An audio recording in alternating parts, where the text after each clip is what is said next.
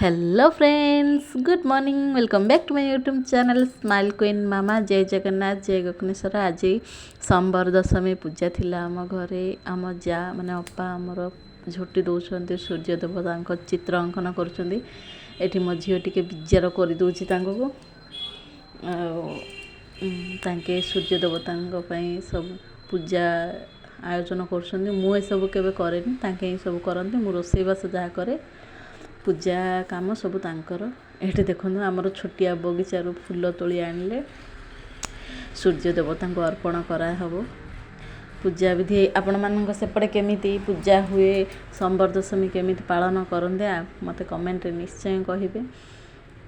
एठी सूर्य देवता को धूप अर्पण हो सारा। ये भोग आनी रखागलानी।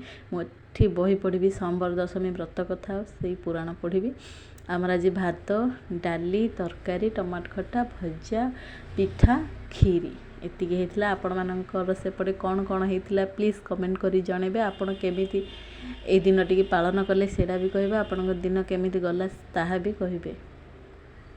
देखो आमर आज ये पिठा होगी, भोग होगी।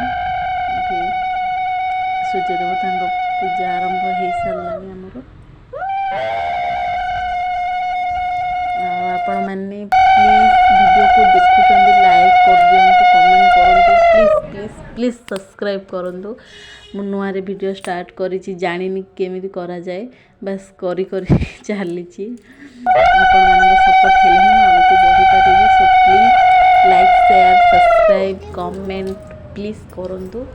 मोर किसी भूल भी मत कहतु, ठीक करने निश्चय चेष्टा करी।